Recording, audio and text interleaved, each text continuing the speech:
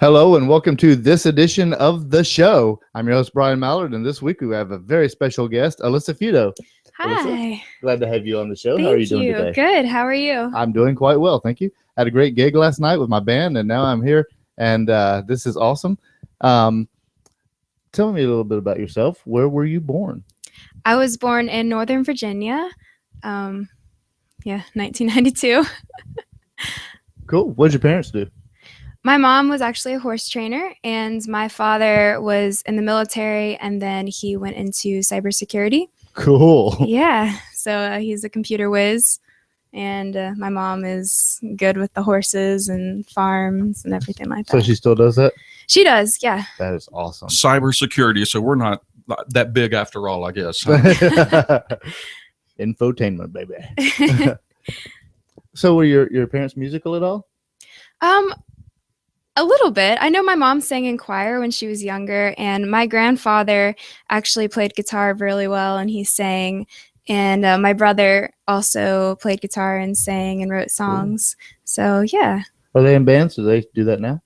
Not anymore. My grandfather passed away, and my brother, he has 3 kids now, so he's pretty busy. I don't know if he actually picks up the guitar very much anymore, right. But he definitely used to. And I went to see his band play a few times whenever I think he was in high school or college.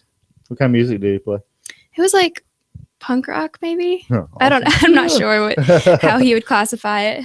But well, let's go to you. Where did you pick up initially the bug for playing music? Yeah, I would say probably middle school, when my best friend and I decided we wanted to start our own band.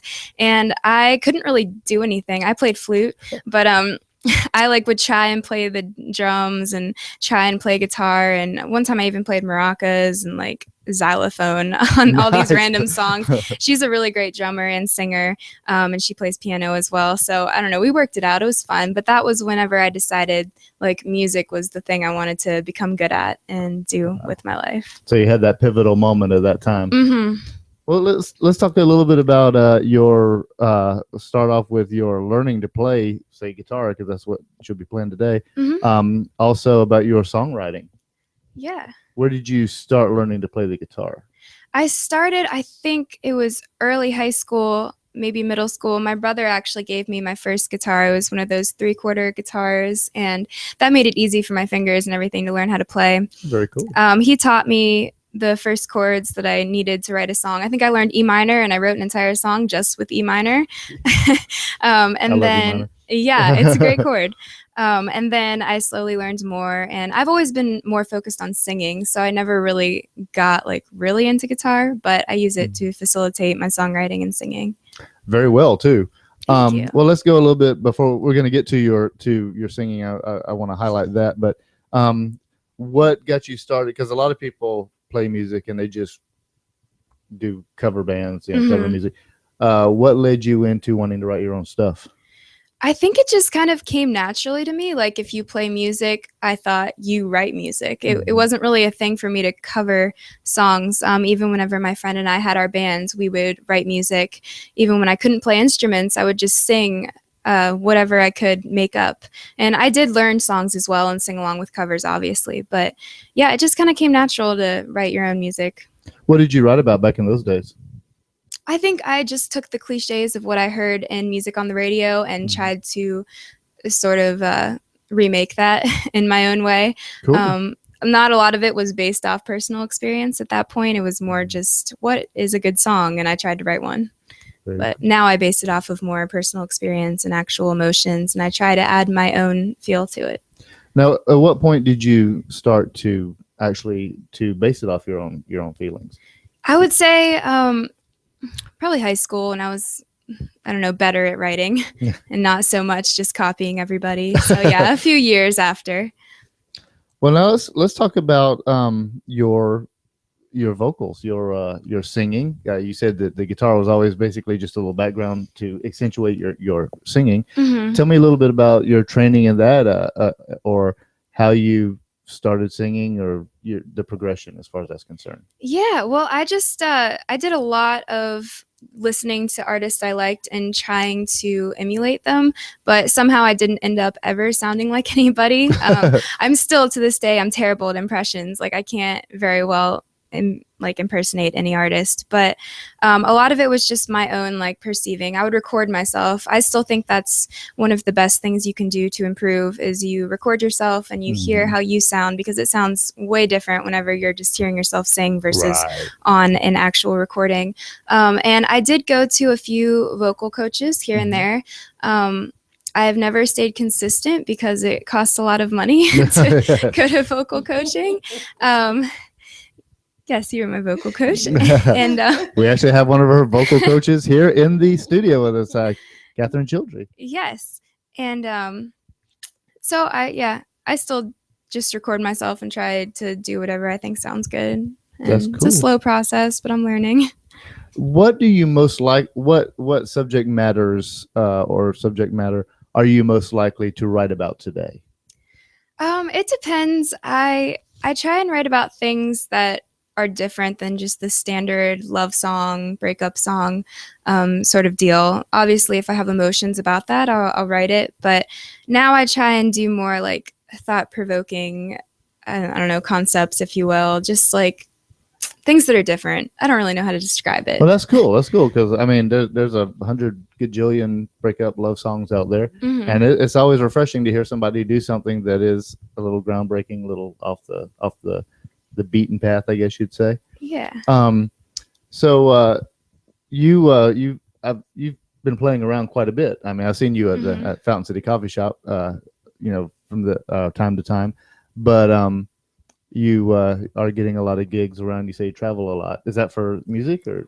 Sort of. I travel to Virginia to see my family and my boyfriend, and then I guess just on the way up from here to Virginia, I can stop off wherever I want. I usually drive, so if there's a gig going on, I'll just drive to it. I'm not really afraid of going distances to do music opportunities. That's cool. But I do a lot of my performing just in Columbus or Atlanta or in this area. Very cool. Well, the sum of Alissa's experience in music, we're about to take a short commercial break, but you've got a song. Tell us a little bit about the song that you're about to perform. Well, this one I wrote a couple years ago, and it's sort of about love, I would say, actually, which sort of contradicts what I just said. But it is. We do that here. Yes. It's one that people seem to gravitate to a lot, so that's why I've kept it in my repertoire. And I actually produced it recently, so I figured I'd go ahead and play that for everyone. Very, very cool. I'll tell you what, let's go ahead and go to that commercial break, and we will be right back with Alissa Feudo.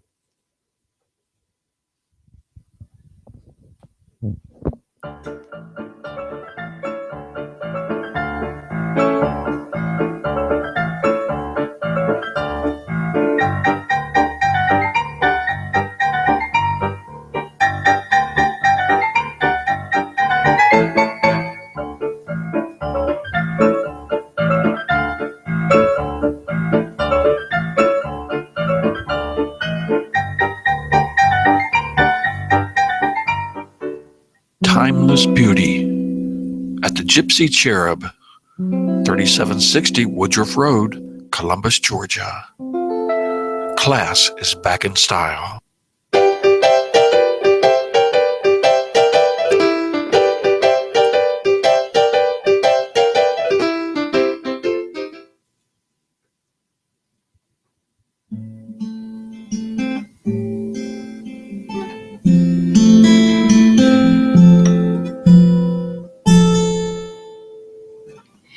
She's a little glass house, but she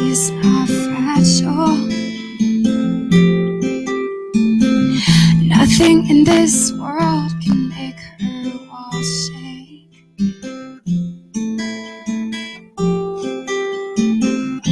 She never hides, but you won't find her.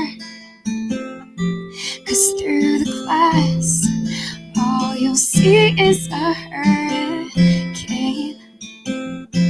But somewhere close inside, there's a sky with colors that you really need to see. And all you have to do is ask her, she'll let you in if you can stand the winds. If you ever wanna hold her, come closer in till she's gone to dream again. If you think that you could love her, then try. It could be worth it in the end. Yeah, it could be worth it in the end. Well, there's an arrow to her path covered in writing. The ink stains black against your skin. She's always there to hold your mirror and guard the clouds from letting out your sins. But somewhere close inside, there's a sky with colors that you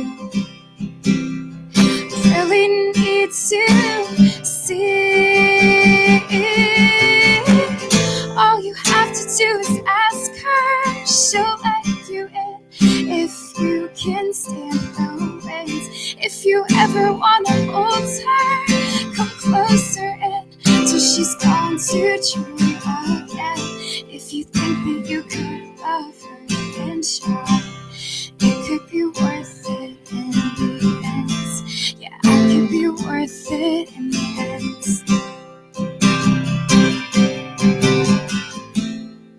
Whoa, oh, whoa, oh, whoa, oh. Let it go, let it go, let it go.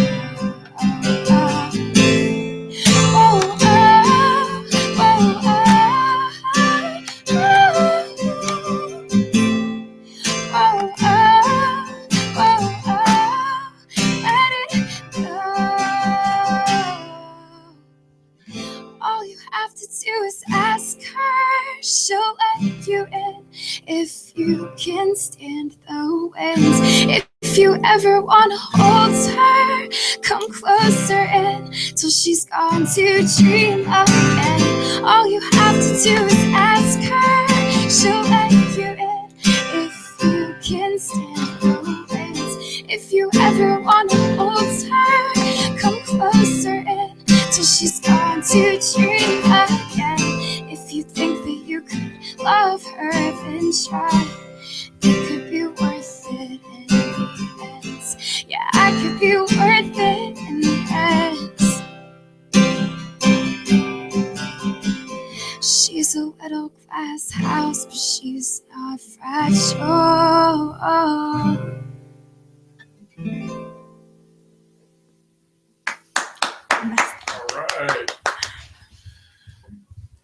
Hello, I'm Catherine Childry with Let's Vocalize. For over 35 years, I've coached vocalists and groups privately. I also perform vocal workshops training choirs. I'd love the opportunity to show you how direction, discipline, vocal health care, and regular practice can drastically improve you, your group, or your choir's performance. Call me at 706-536-6123 or visit us online at www.letsvocalize.com. I'd love to help you offer your best gift.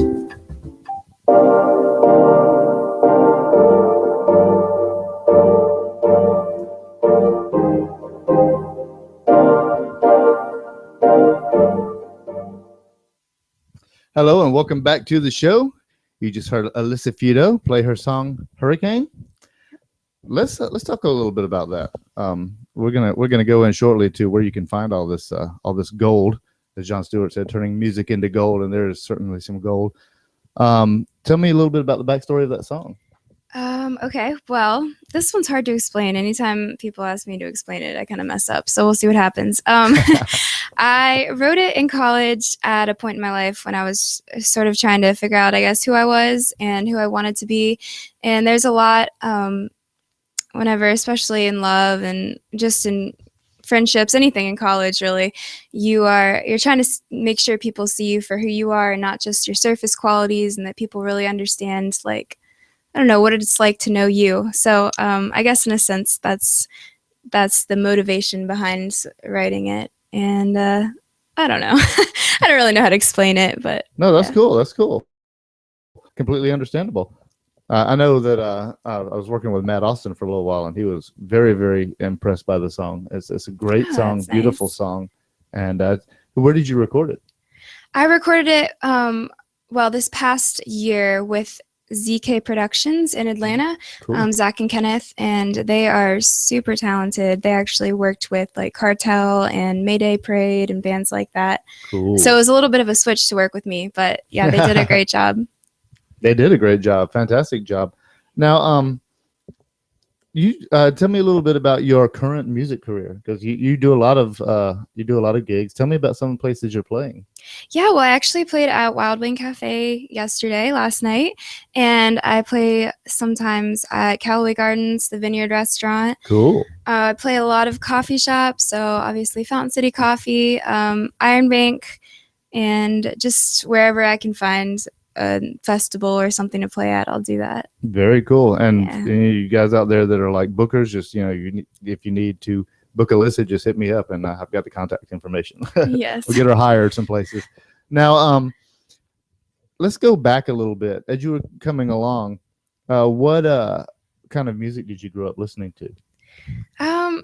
Well, I was very into whatever my brother was into, and he listened to like the Ramones and Newfound Glory, which is nothing like what I do now, but I listened to that for a while just because anything he was into I wanted to find out as well. All right. And then there was a period where I listened to oldies, and then I later got obsessed with country, and then I finally like evolved into like liking pop music and yeah, stuff like that.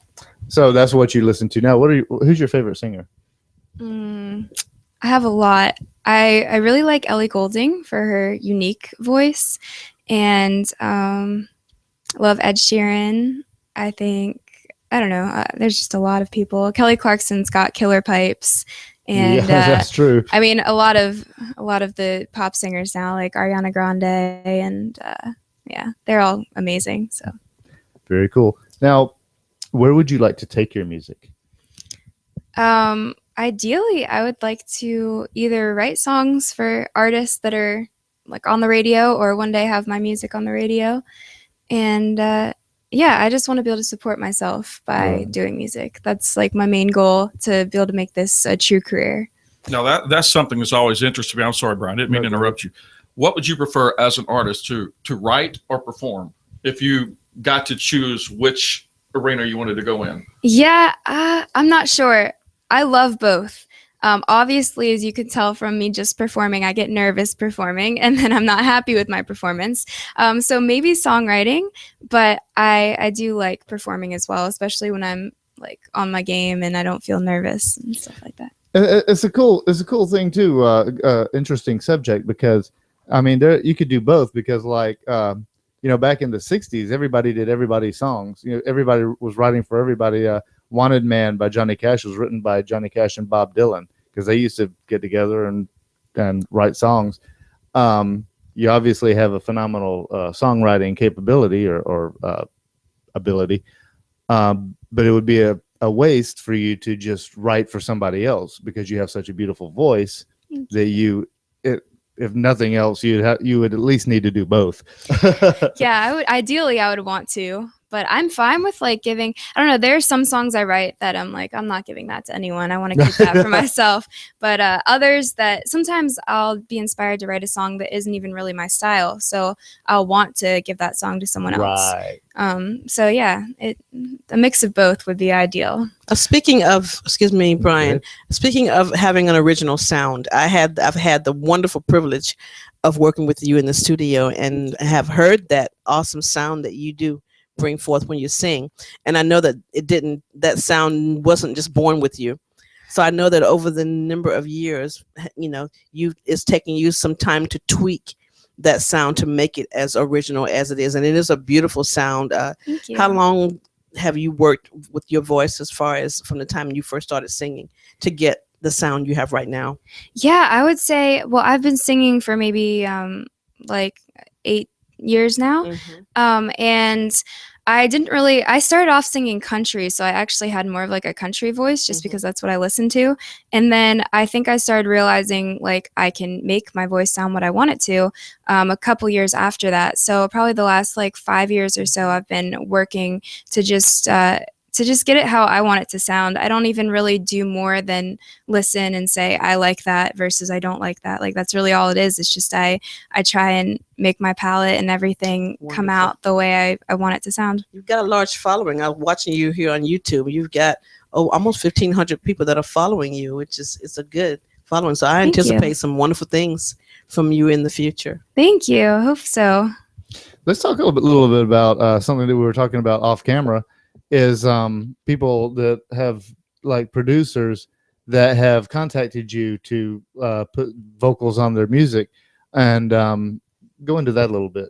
Okay, yeah. Well, I get contacted pretty frequently by really great and talented producers that a lot of EDM stuff, I find. They just need a lead vocalist. They want me to sing for them. And I love doing that when I have time to. So it's difficult to respond to everyone and be able to write the lead vocal and sing the lead vocal for everyone, especially when it's not for pay and I could be putting that towards my own music. Right. So it just depends if I'm in a period where I have time to work on that versus if I don't. But if I do have time, then I love it. It's fun to work with other producers. But yeah. Now let's go into one other thing for all the people who out there who may not know what EDM is, which would include me. Go into that a little bit. Tell us what that is. Well, EDM is just electronic dance music, and it is a lot of times what you'd hear in a club. Sometimes it's just a lot of electronic stuff. Just even if you wouldn't hear it in a club, it's got that sort of electro sound, a little bit mellow and different. I guess not mellow isn't the right word. Some of it is, but it's more like upbeat and exciting. And so, yeah, I don't know why I get contacted by a lot of producers that do that. I guess because producers enjoy doing that. So there are a lot of people pursuing that. And they just always need vocals. I'm not sure my voice always works for that type of style. I'm more of like a folk indie singer, but for some reason they still contact me. Well, if you do any kind of music, if you hear, especially music that you hire people to do vocals for, you're always going to look for the people with the best voices. So I'm sure that, you've got such a great voice that they're like, man, that would be awesome on this track. Oh, thank you. Yeah. Well, hopefully that's what they think. Well, let's go into a little bit. What advice that you would give to up and coming musicians, artists who want to do something that maybe are like where, you started, some time back. What advice would you give since you're pretty established and you've done this for a while? Yeah, I would say it's very important to practice. I know that's obvious, but I know a lot of musicians that sort of just do it for fun, which is great, but they don't end up actually practicing what they're doing. So they a lot of times they're really good, but they just kind of stay at that level. They never improve because they don't seek out ways to improve and they don't seek out practice methods. And I would say it's a lot of disheartening, like turn downs. Like people will always tell you like, oh, sorry, you can't do this. Or I even had one vocal coach tell me it was good I was doing other things because I couldn't sing. Wow. And so, I mean, it's just, you have to be very persistent and sort of strong, I guess, and just keep working, because if it's what you want to do, then eventually you'll be able to do something with it. Wait a minute. You mean it's not like television? You actually have to practice? Yes. You just don't go to the Bluebird Cafe and get discovered, huh? Right. You know, but Apparently I think there are some people that can. Like, I think some people just truly have the gift naturally, I and they hate can those do people. that. Yeah, I am not one of those people at all. So I have to work hard for where I get to. And just remember, and this kind of goes along with what Alissa just said. They told her that she is good, that she had other things to do because she couldn't sing, which is crazy. Glad she didn't listen. Yeah, glad she didn't listen. And it's the same with Elvis. They told him to go back to driving a truck, and he's the king of rock and roll. So you don't let things discourage you. Now, let's get everything into one box.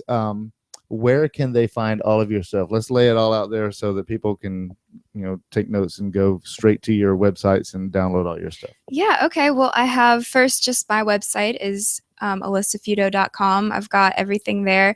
It's cool because if you just look up my name, if you spell it correctly, everything will come up for my social media. And I have like Twitter, Instagram, YouTube, Facebook.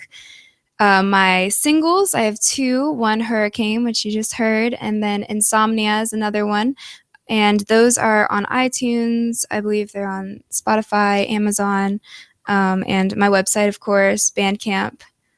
I don't know if that was too much information for everybody. But oh, no, it'll be on YouTube. They can just back it up and listen again. Okay, cool. So, yeah, basically, if you just look up my name, it'll all come up on Google. Google. Feudo. Yeah. Google it. I'm sure it'll all come up. Spell it right. Spell it right. Alissa Yep. Feudo. Very cool. Thanks, Catherine and Tim, for your interjections there. Whenever other people are in the room and they interject, it makes my job way easier. I like that. Well, Alissa, I thank you so much for coming in. It's a pleasure having you on the show. I enjoyed being You'll never here. know how much we do appreciate it. Alissa Feudo's special guest this week. Look her up on the internet and download her songs. I'm your host, Brian Mallard.